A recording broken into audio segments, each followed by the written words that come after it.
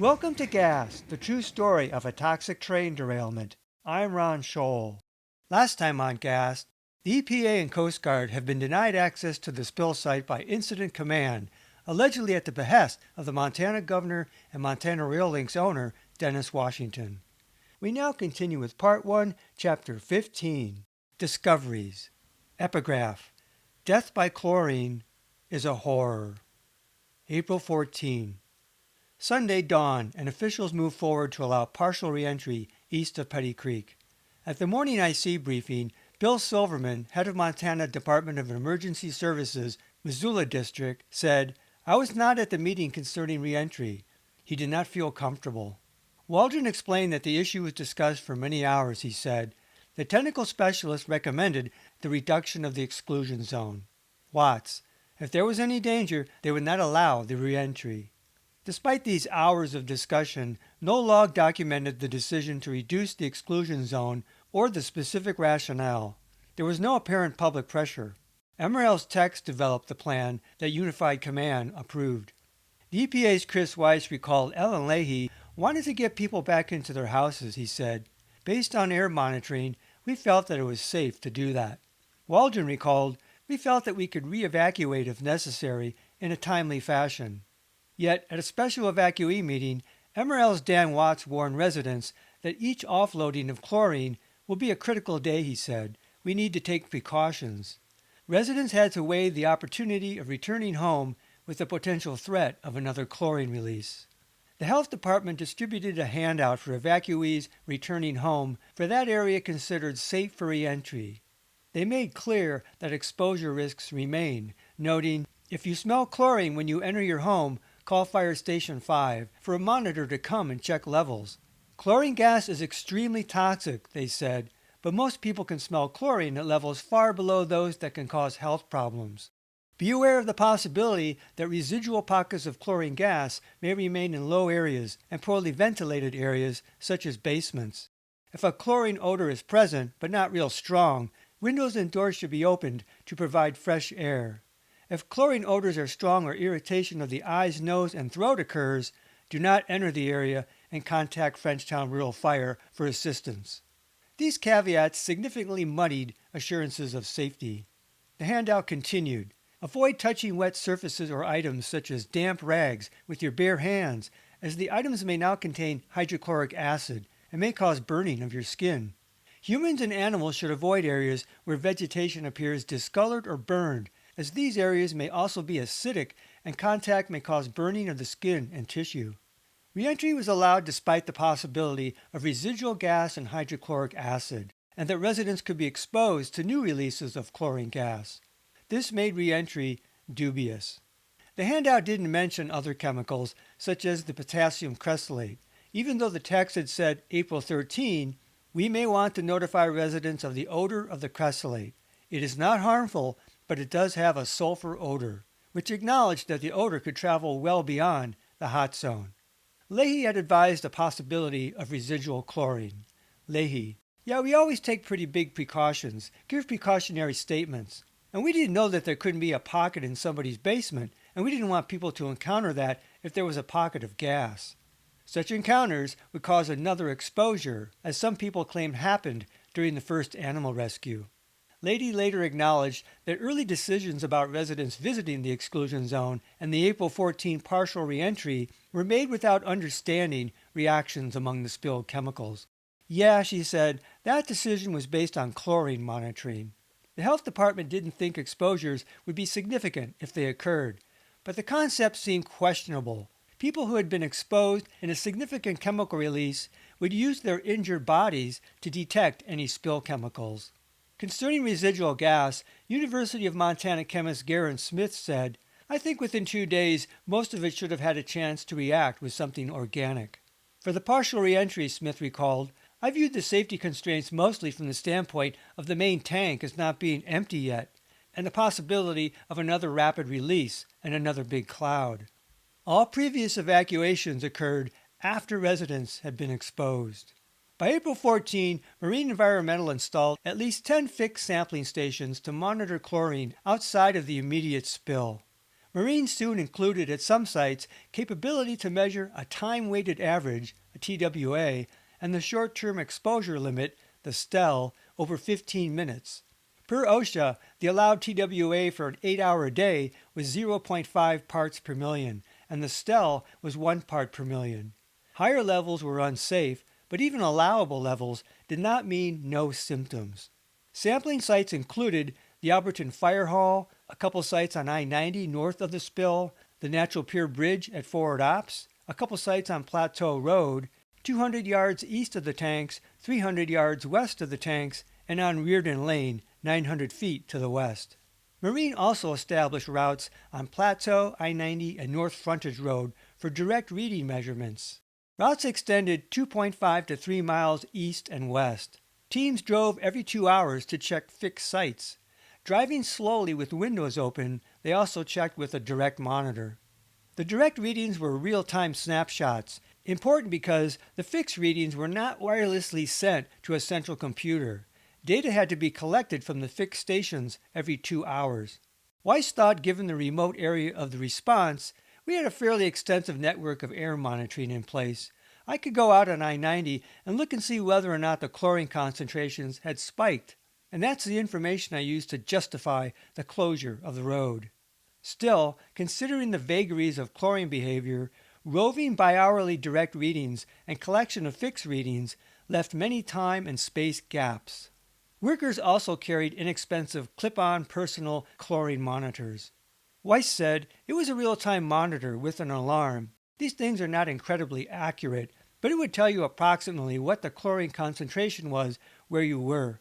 Better mobile monitors still remained in short supply. Sunday was a red-letter day. The exclusion zone would be reduced to Petty Creek, the start of transferring chlorine, and the EPA would be allowed their first site visit. But chlorine still leaked. Everyone was served a reminder early that morning. Marine measured a direct reading of 4 parts per million on I-90 at 7 a.m., just across the river. At 7:10 a.m., Missoula Hazmat noted a light cloud of chlorine observed hanging over the site and river. 3 persons observed with no protective gear at the site. At 7:20 a.m., Hazmat noted light cloud over river appears to move slowly downstream, west, toward the Sear roadblock, which had no monitor. Around 8 a.m., the tech group noted the presence of a plume or cloud hanging from the chlorine cars running down to the river and up the bank on the north side. Concurrent higher readings this morning in and around the cars have created a heightened caution level. Readings were not logged. At 9:22 a.m., Mineral County reported from Sear, resident, reports chemical smell. Recon 1 soon left to check out the chemical odor at Sear. The shortage of monitors had recon crews again chasing odor reports. By 10:22 a.m., recon reported no readings near Sear, an hour after the complaint. At 11:07 a.m., Mineral County reported, Mrs. James reports chlorine smell at Sear. She was advised that Hazmat just left after monitoring and found nothing. But 45 minutes had passed. Around 11:30 a.m., Marine Environmental reported that the earlier low-lying plume had dissipated completely. Gas moving downriver was the likely source of the odor complaints. Recon pursued gas that always had a head start. This plume was not well measured. Notably, the plume was not work-related, as no tank or soil disturbance took place at the site. Despite an unpredictable drifting plume, the plan for partial reentry was still on. The tech's work plan for today: begin transfer of chlorine car 1 and the remaining Crestlate. They also wanted to stabilize and patch car 3 in the next 2 to 3 days. That was the key challenge. At noon, the techs reported car 3 was gauged this morning by pulling the vapor valve and sliding a rod in. They estimated about 1/3 of the load was left. The car was tilted at an angle, complicating estimates. Only now did the techs confirm that a considerable amount remained, perhaps 60,000 pounds. Car 3 would continue to release gas, a major problem. There was also good news. Cars 1, 2, and 4 do not appear to be leaking, they said. The vaporization of spilled chlorine from various areas within the jumble of tanks, along with icing, had confused the techs into thinking other tanks had leaks. By noon, the techs yet again changed the pecking order of the cars to 1, 2, 4, 3, the third sequence, in 3 days. Cars 2 and 4 were reportedly on their sides. A carload of lime was ordered for soil stabilization. Once the lime is distributed, the tech said, we may be able to reduce the level of protection required. Plans have been developed for 24-hour monitoring of the area, they said. As everyone would soon find out, a lot could happen overnight. The reentry plan for east of Petty Creek was in part based on the assumption Car 3 was empty. The discovery of perhaps 60,000 pounds of liquid chlorine didn't change the reentry plan or stop recurring exclusion zone visits. On day 4, the new OSC Steve Way and toxicologist Chris Weiss met with locals. The START report noted that the EPA and Coast Guard were, quote, allowed to enter the hot zone. Or, as MRL put it, they were allowed limited entry with MRL escort. From Weiss' perspective, he simply went in. That's not generally a situation that we would allow to happen or feel comfortable with, he said. In reality, the situation hadn't changed at all, really. You had obviously an ongoing release of chlorine that had to be worked around. Weiss: we sent a team in to look at the breach, to go into the belly of the beast. During 3 days of state and local obstruction, that belly had been growling. Almost immediately, the EPA made a tragic discovery. Around 12:30 p.m., Way went in with John Noto from the START team and 2 Coast Guard strike team members, along with Chris Koch, a contractor from Envirocon. 5 men in Level A. Koch shot video for MRL of rail and other concerns for NTSB. At 12:51 p.m., Way and Koch discovered the body of John Elmer Smith, Jr. We were leading the entry and we spotted something unusual in the bush, and that turned out to be his body, Way said. He was right up at the base of the ballast of the tracks. Not right next to the ruptured cars per se. Downstream, I guess. West. The Missoulian reported Smith was discovered a few feet away from derailed upright boxcars in tall grass northwest of the train, face down with his hands covering his head. Missoula Hazmat was tasked to videotape the area with the body so the coroner could review the scene before retrieval. This gentleman, we thought he was a black-skinned person, Tom Ziegler recalled, but he was white. He was oxidized so bad from the fumes of the chlorine. Smith's discovery suspended operations for the day. Around 6 p.m., Missoula Hazmat removed clothing and placed it in a sealed drum to protect handlers from contamination. Ziegler figured Smith's body was toxic. When they got ready to transfer him to the morgue, and this is still talked about to this day, about the crime lab, Ziegler said, because we have a lot of friends there, I specifically told them, do not open this person up for your autopsy unless you have protective gear on, because I guarantee you the chlorine will be pooled in there. They didn't listen.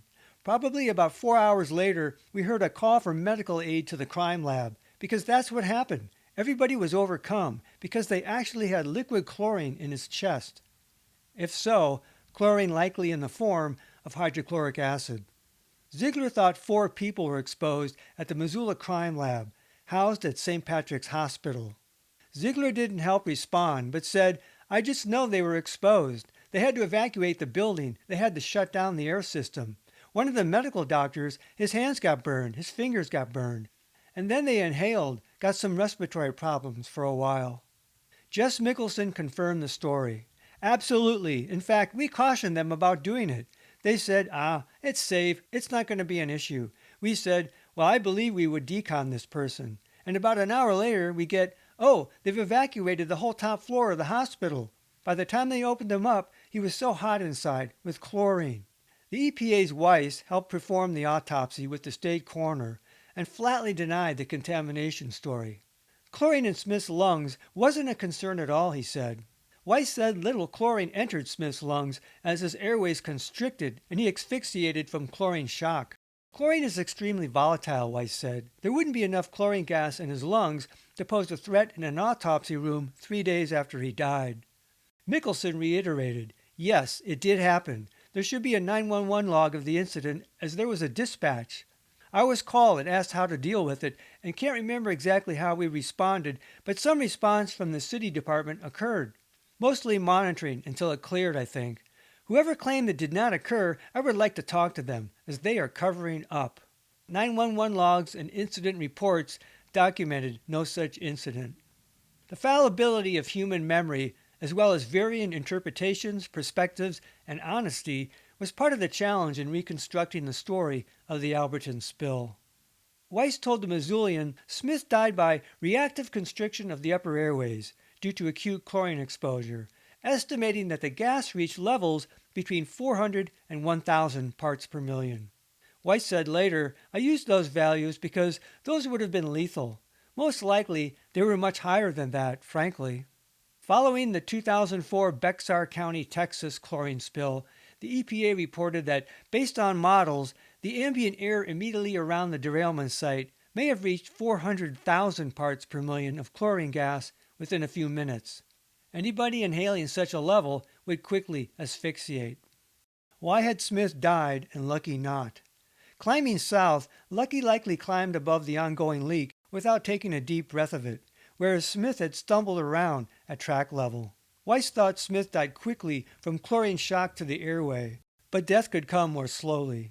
According to reports from chlorine exposure fatalities in Graniteville in 2005, quote, "The gas blisters the lungs, causing fluid to rush in. The official cause of death is asphyxiation, but Graniteville's dead essentially drowned in their own fluids. The chlorine turned their tears and saliva into hydrochloric acid, burning their eyes, noses, and mouths. It bleached one victim's pupils white, and it colored the fluids that emitted from their bodies a bright orange."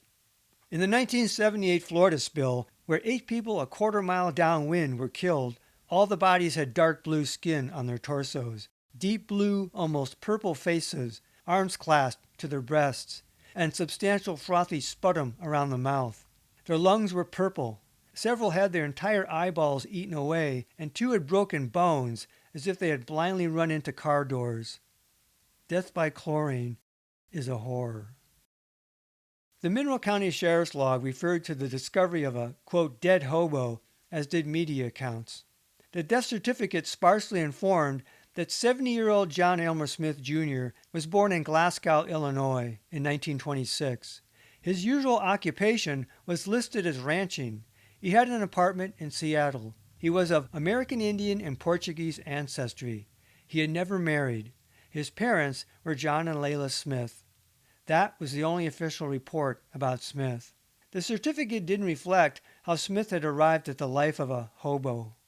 Ziegler said, "Evidently he was very wealthy, I was told. He just liked to do it for fun." That's what his family said. He was in real good physical condition, Weiss recalled. He was 70 years old, I think. We thought he was about 50. Weiss talked to a family member in California. He didn't have to ride the train. He liked riding trains. It was like his hobby or something. And here he gets caught up in this thing, Weiss said.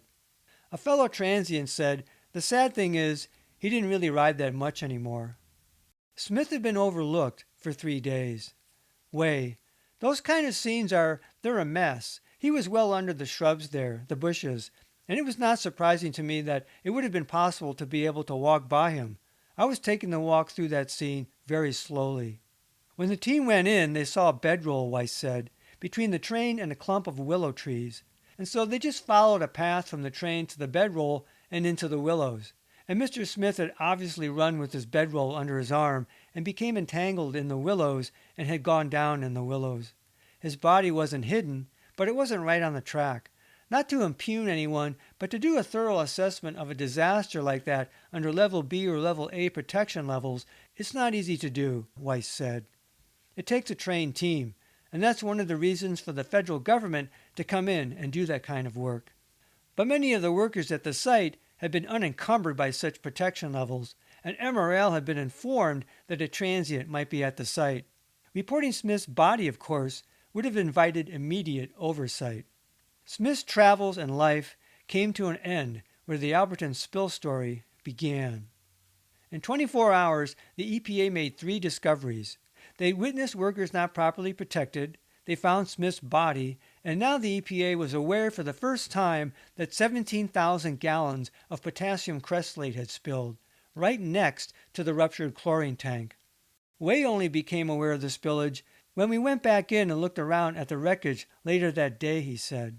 Weiss recalled, it was clear that it wasn't just chlorine there. It was this gooey, oily substance that was potassium cresslate. In their next daily report, the EPA mentioned for the first time a tank car containing caustic solution derailed next to the ruptured chlorine cars, spilling about 2/3 of the tank. Weiss' EPA team took an independent sample from the stained soil in the south ditch near the derailed potassium cresslate car to determine the contaminants of concern. Weiss didn't go to the site until Monday to get a first-hand look at the cresslate in the ditch. There was unmistakable liquid in the trench, he recalled, the consistency of molasses, syrupy and thick. It had a viscosity to it. It spilled into a ditch and ran down the ditch until it found level. It was a couple 100 feet at least. Olympus Environmental later described the contaminated area as 300 by 30 feet. Weiss said the approach was, let's scoop it up and get it out of there before it soaks in. But 4 days had already passed. Based on the later cleanup, Weiss recalled, it had soaked into the soil probably a couple feet, I think more than that. Given time, Weiss thought, certainly within weeks, the cresslate would have soaked completely into the soil. But for now, the remainder was naturally burned in the ditch as a long gooey pool perhaps 2 feet deep, a little black liquid river, he said. Unlike Weiss, Way didn't recall if the cresslate had pooled or already completely soaked in. It was clearly a stained area, and there was spillage on the tank itself. It wasn't like there was a puddle of it, Way said. Paul Manson said that on his April 13 visit, the spilled cresslate had just disappeared. The EPA Start 2 report said the cresslate soaked into the ground. When had I.C. Waldron known that most of the cresslate tank had spilled? I don't know when I knew. I don't think that much of the cresslate came out. But I don't believe that it was a major concern to anybody, any of the technical experts or anybody, that it was a major problem, Waldron said. The lack of media reports about the cresslate spill reflected the general ignorance that Waldron recalled. At the time he directed the sampling, Way had no immediate concern about any previous reaction between the chlorine and the cresslate. No, he said, that obviously became a follow-on or secondary concern relative to cleanup. But color photos taken of the scene on April 11 revealed that something very interesting had taken place. Something bizarre, Weiss said. Along with their start crew, Way and Weiss had the help of their private contractor and the Coast Guard.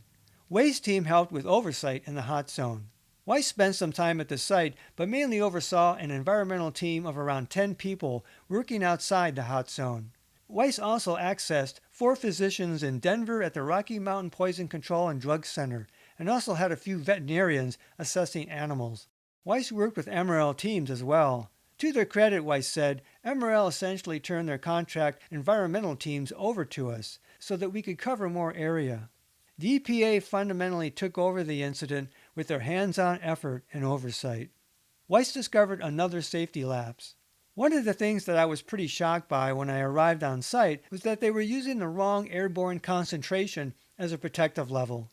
The IDLH for chlorine gas was 10 parts per million, but MRL's safety officer, MTEC's Charlie Cook, used an outdated IDLH of 30 parts per million, which is flat out dangerous, Weiss said, so I lowered that to the recommended level for protective gear and extreme caution. With the help of the Coast Guard, he said, our team tightened up the safety throughout the site.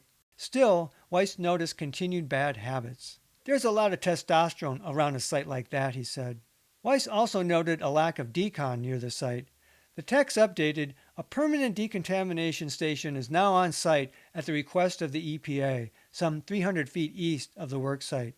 The safety lapses seem surprising considering MRL had amassed a team of chlorine industry experts.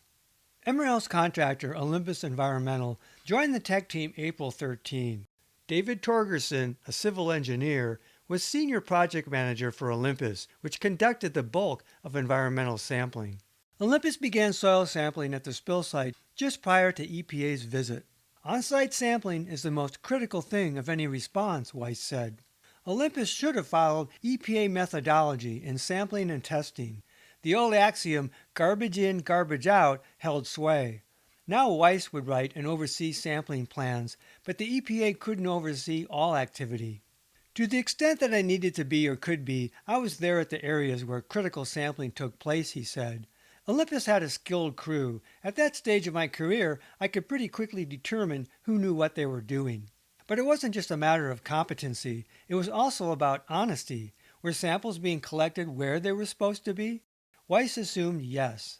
It could cause real problems for them if they were to fraudulently collect and fraudulently report samples, he said. The obvious concern was chlorine, but when the EPA saw the ditch full of cresslate, they quickly took one sample there. Had the EPA been given access, they would have taken the sample 3 days prior. In the interim, decisions were made about residents visiting and the partial reentry without full knowledge of what had spilled. Next time on Gas, the true story of a toxic train derailment, we conclude Chapter 15. On the day the EPA finally has access to the spill site, one more big discovery awaits. Until then, this is Ron Scholl. Thanks for listening. This podcast is adapted from the book Gas, the true story of a toxic train derailment. Visit Amazon.com to see the 2-book series. To access support material in the book, such as maps, photos, illustrations, and video links, visit my Facebook page Gas, the true story, or watch my Gas playlist on my YouTube channel at RL Scholl.